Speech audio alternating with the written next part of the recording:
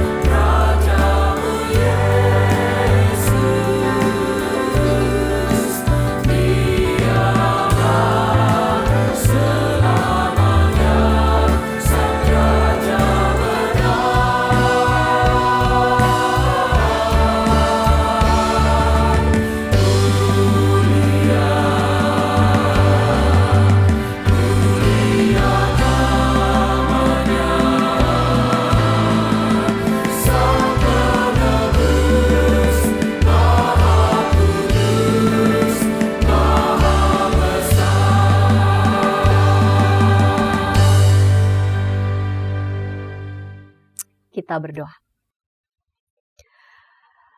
Baik kami yang malam ini beribadah dari studio dan anak-anak Tuhan yang beribadah dari rumah ataupun juga anak Tuhan yang masih dalam pekerjaan, dalam perjalanan. Kami memberi hati kami kepadamu ya Bapa, karena kami ingin meneduhkan hati kami untuk beribadah. Bapa kiranya boleh berkati ibadah kami. Amin. Ada sebagian orang Kristen yang berpikir bahwa menjadi orang Kristen itu akan membuat hidupnya akan selalu mudah dan serba enak. Ketika yang mereka pikirkan ternyata tidak sesuai dengan kenyataan yang mereka alami, ada banyak yang kecewa, meninggalkan gereja, dan meninggalkan imannya. Dalam situasi seperti itu, mereka membutuhkan untuk diteguhkan dalam iman mereka. Rasul Petrus mengalami diteguhkan Allah melalui peristiwa transfigurasi Kristus. Dan melalui peristiwa yang menggetarkan itu membuatnya mampu memberi dukungan bagi umat Allah yang lainnya yang saat itu sedang mengalami pergumulan. Seperti yang disaksikan dalam surat 2 Petrus 1 ayat 18-19. Kami sendiri mendengar suara itu datang dari surga ketika kami bersama Dia di atas gunung yang kudus. Dengan demikian, kami makin diteguhkan oleh firman yang telah disampaikan oleh para nabi. Alangkah baiknya kalau kamu memperhatikannya sama seperti memperhatikan pelita yang bercahaya di tempat yang gelap sampai fajar menyingsing dan bintang timur terbit bersinar di dalam hatimu. Mari bersama kita menyanyikan Mazmur 2.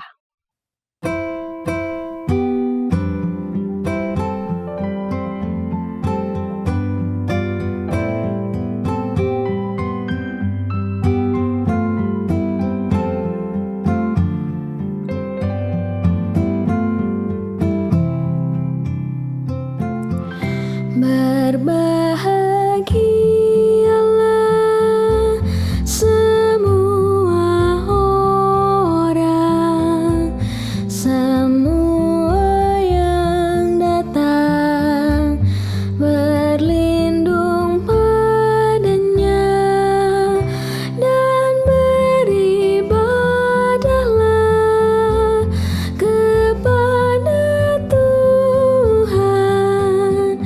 Ciumlah kakinya dengan gemetar.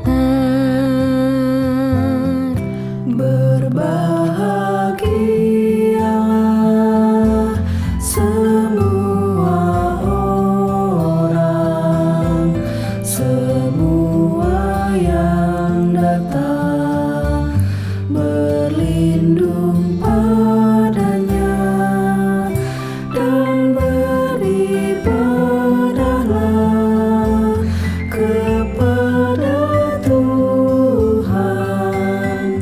Ciumlah kakinya dengan gemetar. Mengapa rusuh bangsa-bangsa rencanakan hal sia-sia? Raja-raja dunia bersiap dan pembesar bermufakatlah dan bersama melawan Tuhan, melawan yang diurapinya. Putuskan belenggu mereka, buanglah tali dari kita.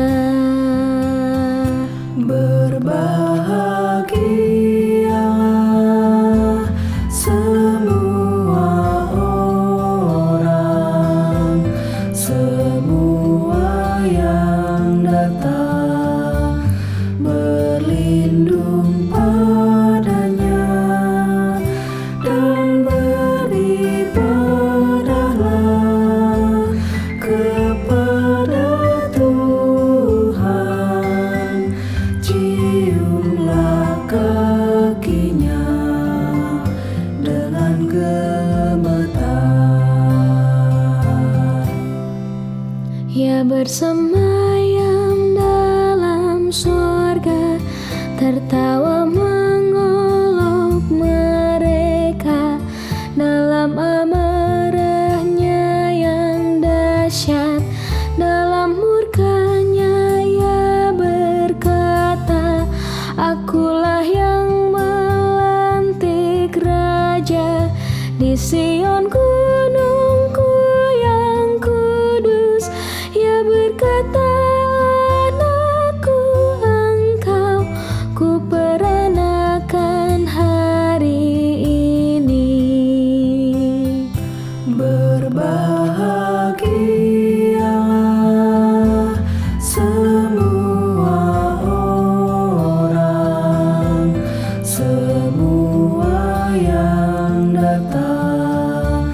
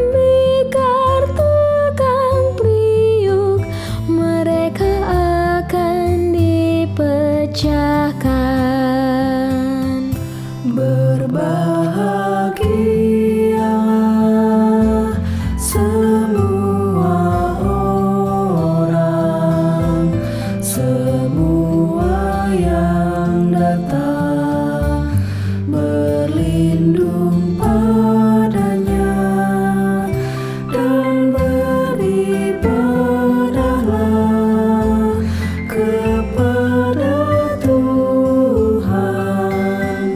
Ciumlah kakinya dengan gemetar. Karena itu raja-raja baik bertindaklah bijaksana. Hai para hakim di dunia, terimalah pengajarannya. Beribadahlah pada Tuhan dengan gentar, cium kakinya agar murkanya tak menyala dan membinasakan hidupmu. Berbahagialah semua orang, semua yang datang berlindung padanya, dan beribadahlah kepada Tuhan. Ciumlah kakinya dengan gemetar.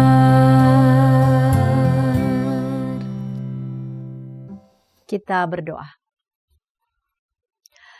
Tuhan Allah kami hendak membaca bagian dari Alkitab merenungkan kebenaran firman-Mu. Bapa, berkenanlah membimbing kami dalam kuasa Roh-Mu yang kudus. Kami memohonnya di dalam Yesus Kristus, firman yang hidup. Amin. Injil Matius pasal 17 ayat 1 sampai 9. Saya akan membacanya. Matius 17 ayat 1 sampai 9. 6 hari kemudian, Yesus membawa Petrus, Yakobus, dan Yohanes saudaranya, dan bersama mereka ia naik ke sebuah gunung yang tinggi. Di situ mereka sendirian saja. Yesus berubah rupa di depan mata mereka, wajahnya bercahaya seperti matahari, dan jubahnya menjadi putih berkilauan. Tampaklah kepada mereka Musa dan Elia sedang berbicara dengan dia. Kata Petrus kepada Yesus, "Tuhan, sungguh baik kita berada di tempat ini. Jika Engkau mau, biarlah kudirikan di sini 3 kemah. 1 untuk Engkau, 1 untuk Musa, dan 1 untuk Elia." Sementara ia berkata-kata, tiba-tiba awan yang terang menaungi mereka, dan dari dalam awan itu terdengar suara yang berkata, "Inilah anakku yang terkasih. Kepadanyalah aku berkenan, dengarkanlah dia." Mendengar itu, sujudlah murid-muridnya dan mereka sangat ketakutan. Yesus datang kepada mereka dan menyentuh mereka sambil berkata, "Berdirilah, jangan takut." Ketika mereka menengadah, mereka tidak melihat seorang pun kecuali Yesus seorang diri. Pada waktu mereka turun dari gunung itu, Yesus memberi perintah kepada mereka, "Jangan kamu ceritakan penglihatan itu kepada siapapun sebelum Anak Manusia dibangkitkan dari antara orang mati." 6 hari kemudian Yesus membawa Petrus, Yakobus, dan Yohanes saudaranya, dan bersama mereka ia naik ke sebuah gunung yang tinggi. 6 hari kemudian, itu yang tertulis ayat 1. Ada peristiwa apa yang terjadi sebelumnya? Sebelum Yesus membawa ketiga muridnya naik ke sebuah gunung yang tinggi. Mari kita cek perikop sebelumnya. Apa yang terjadi 6 hari sebelumnya? Perikop sebelumnya tentang, saya mencatat ada pengakuan Petrus dan pemberitahuan pertama tentang penderitaan Yesus dan syarat-syarat mengikut dia. Mengenai pengakuan Petrus, apa yang Petrus akui? Petrus menjawab pertanyaan Yesus kepada para murid, "Menurut kamu siapakah aku ini?" Petrus menjawab, Engkau adalah Mesias anak Allah yang hidup. Yesus merespons pengakuan Petrus, berbahagialah Simon, anak Yunus, sebab bukan manusia yang menyatakan ini kepadamu, melainkan Bapa-Ku yang di surga. Sejak itu, Yesus menyatakan kepada murid-muridnya bahwa ia harus pergi ke Yerusalem, menanggung banyak penderitaan, lalu dibunuh dan dibangkitkan pada hari ketiga. Mendengar itu Petrus yang pertama merespons. Ia merespons ketidaksetujuannya dengan bertanya apa maksud perkataan Yesus. Dia tidak meresponsnya dengan bentuk pertanyaan. Misalkan, Yesus saya tidak mengerti apa sih maksudnya begitu ya. Tetapi Petrus langsung merespons dengan pernyataan Tuhan. Kiranya Allah menjauhkan hal itu. Hal itu sekali-kali tidak akan menimpa engkau. Petrus langsung menolak bahwa Yesus yang ia akui sebagai Mesias anak Allah yang hidup justru kok menanggung penderitaan. Bagaimana mungkin Mesias itu menanggung penderitaan? Penderitaan itu harus dijauhi. Penderitaan sesuatu yang tidak kita sukai. Ya, membuat orang sengsara, tidak berdaya, menanggung ini itu. Tapi mengapa Mesias yang diutus Allah menjadi menanggung penderitaan? Inilah ungkapan spontan dari bawah sadar Petrus yang telah memiliki konsep tertentu tentang Mesias dan juga tentang penderitaan. Yesus berpaling dan berkata kepada Petrus, "Enyahlah iblis." Bukan enyahlah Petrus, tapi enyahlah iblis. Engkau suatu batu sandungan bagiku, sebab engkau bukan memikirkan apa yang dipikirkan Allah, melainkan apa yang dipikirkan manusia. Mari bayangkan apa yang terjadi setelah peristiwa ini. Ya, jadi setelah Petrus mengatakan Yesus adalah Mesias, lalu kemudian setelah Yesus mengatakan bahwa ia harus menderita dan seterusnya, setelah Petrus menyatakan bahwa sekali-kali Yesus jangan mengalami itu, Petrus menolaknya. Lalu kemudian Yesus menjawab Petrus, "Enyahlah iblis, engkau menjadi batu sandungan bagiku." Kira-kira relasi mereka jadi apa ya sesudah itu? Ini kitab Injil nggak mencatat sih, tapi mari kita bayangkan kalau ada di sini. Yang semula relasi mereka oke gitu kan, ya. Ketika Petrus mengatakan, "Engkau adalah Mesias." Lalu kemudian Yesus menjawab. Yesus mengajar. Lalu kemudian Petrus tolak. Lalu kemudian Yesus mengatakan, "Enyahlah iblis, engkau menjadi batu sandungan bagiku." Setelah itu relasi mereka kira-kira gimana ya? Senyum-senyum, tegang, diem-dieman, nggak saling menyapa. Mungkin aja diem-dieman, krik-krik begitu ya. Lalu kemudian pasal 17, 6 hari kemudian Yesus membawa Petrus, Yakobus dan Yohanes saudaranya dan mereka bersama ia naik ke sebuah gunung yang tinggi. Ya, bayangkan kalau bapak sama anak mungkin ya, kalau lagi tegang gitu, gimana caranya supaya hatinya kembali enak, mungkin yuk dibawa jalan-jalan. Dibawa jalan-jalan, lalu kemudian mungkin dengan jalan-jalan nanti disampaikan lagi, diceritakan apa maksud tadi itu loh. Supaya kiranya bisa menangkap tujuan apa maksud yang mau disampaikan.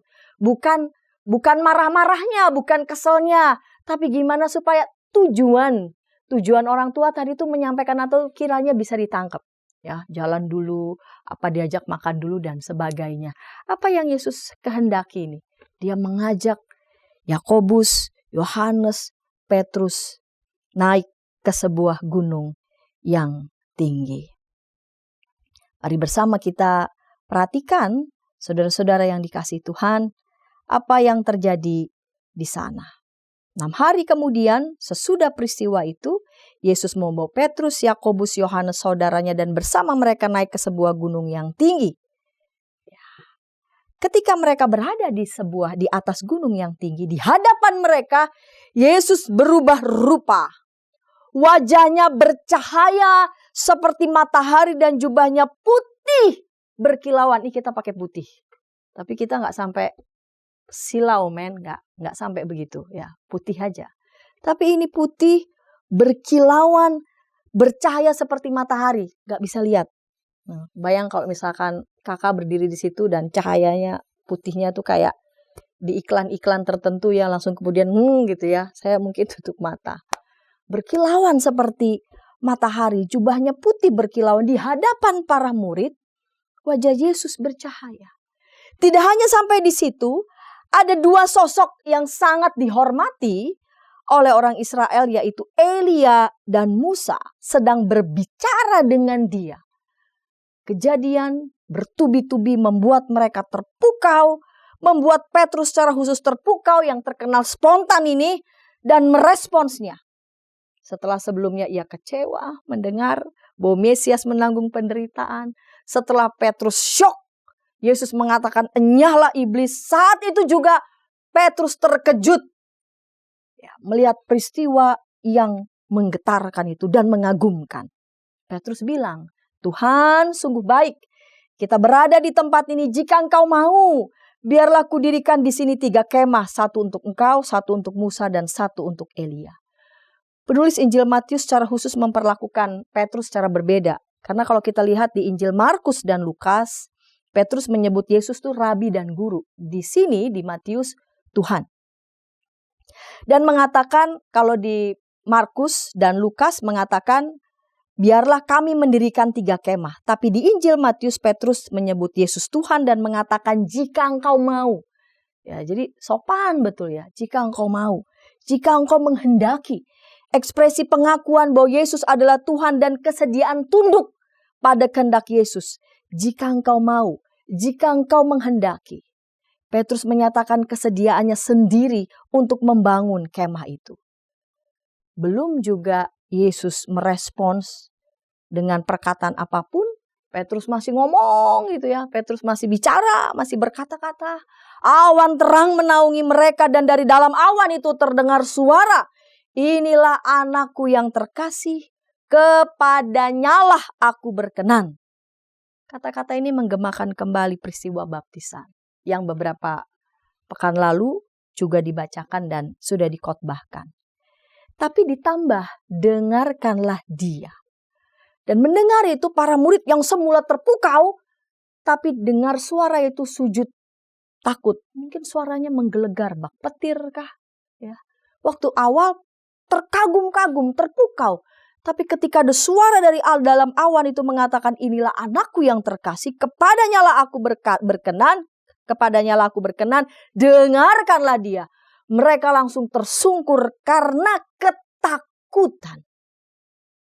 Kemuliaan Yesus dinyatakan di hadapan para murid, juga di hadapan Petrus yang awalnya dicengkram oleh konsep berpikirnya tentang Mesias. Dia tidak setuju. Jika Yesus adalah Mesias, kenapa pula mesti menanggung penderitaan? Namun di gunung yang tinggi itu Petrus menyaksikan kemuliaan Yesus yang bercahaya, bahkan kehadiran 2 sosok bersama Yesus. Musa adalah nabi yang memberikan 10 hukum Allah, dan Elia juga adalah nabi besar yang sangat dihormati.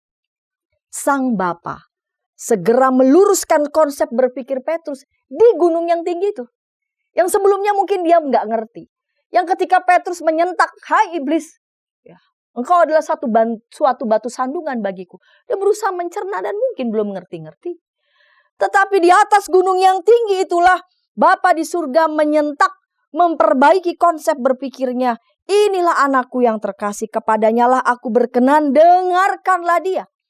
Melalui peristiwa transfigurasi, berubah wajah, berubah rupa, identitas Yesus yang adalah anak Allah itu ditegaskan. Para murid harus mendengarkan Yesus yang diperkenan Bapa. Yesus sang anak menyampaikan kebenaran dan kehendak Bapa. Mereka sujud karena mereka takut.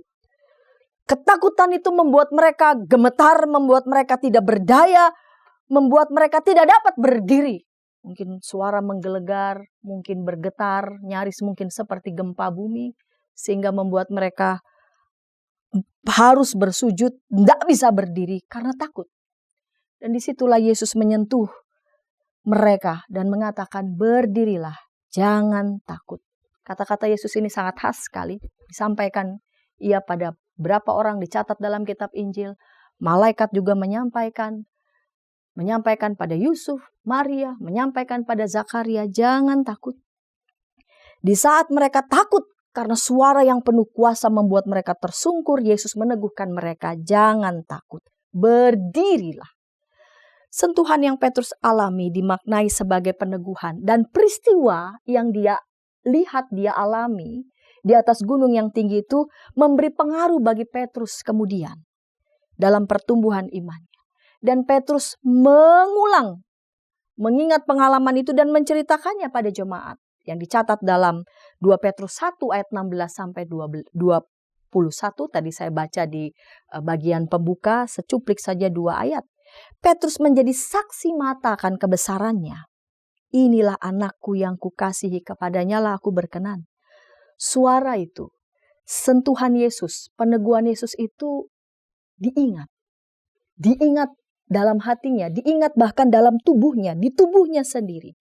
Petrus mengajak umat, dengarkan dia.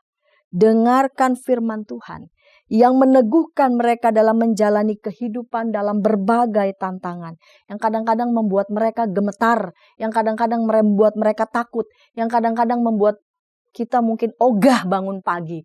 Oh ya udah pagi tapi kita masih kepengen tidur lagi. Karena mungkin kita sudah membayangkan ini dan itu yang kita mau jalani. Kita rasanya males, wake me up until bulan apa gitu berakhir. Karena kita enggan, males, bahkan mungkin bisa takut menghadapi rupa-rupa tantangan. Yesus mengatakan, jangan gentar, berdirilah, jangan takut, dengarkan dia. Dalam kegentaran itu, dalam kegentaran kita menghadapi rupa-rupa tantangan, kita berpaut pada Allah, mendengarkan suaranya, agar kita tidak dibiarkan dirantai dalam ketakutan, dalam ketidakberdayaan. Pun dalam tantangan kita tetap dapat berdiri karena Ia yang meneguhkan kita oleh cahaya kemuliaannya. Amin. Saat hening untuk kita.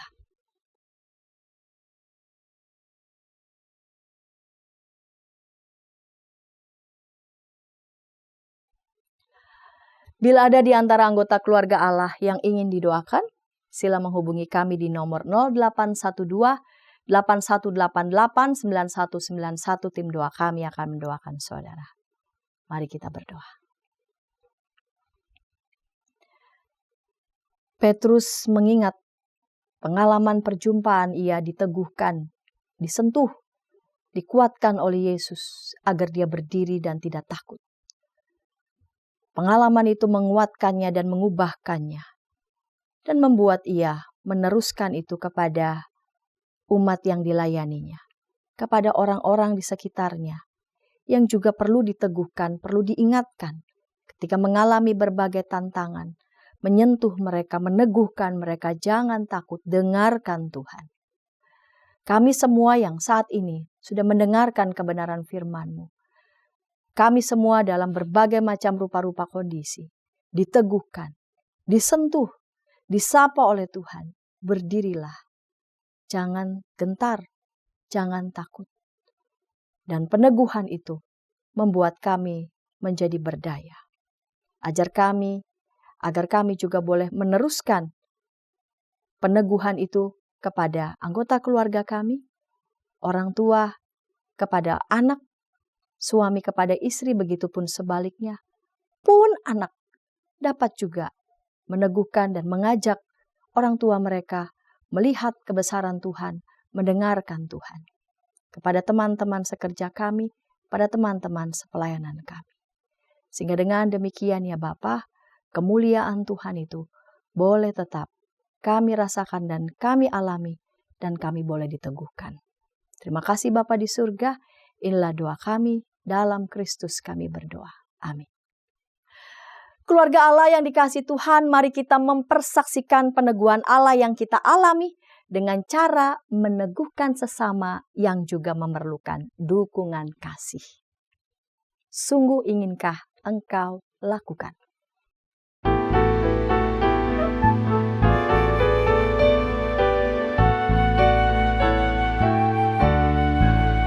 Sungguh inginkah engkau lakukan hal besar, jangan tunggu tiba saatnya.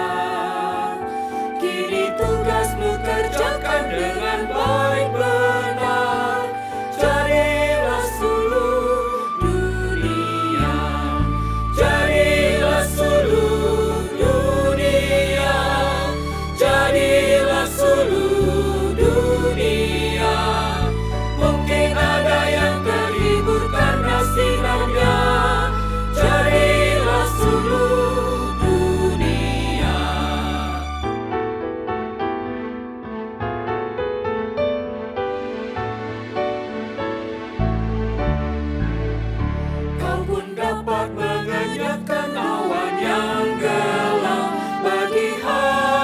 susah dan resah, kan dirasakannya penghiburan yang sedang. Jadilah suluh dunia, jadilah suluh dunia, jadilah suluh dunia. Mungkin ada yang terhibur karena sinarnya. Jadilah suluh dunia. Kita berdiri, kita menerima berkat Tuhan. Anugerah Tuhan Yesus Kristus, belas kasih Allah Bapa, dan persekutuan di dalam Roh-Nya yang kudus menyertai kita sekalian. Amin.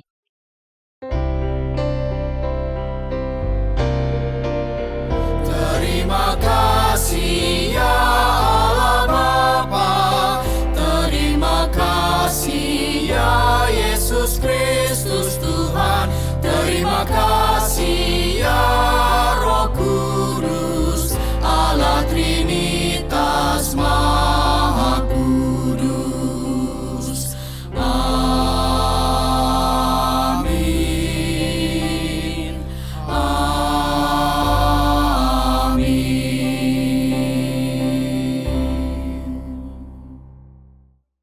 Dipersilakan duduk, kita saat teduh sejenak.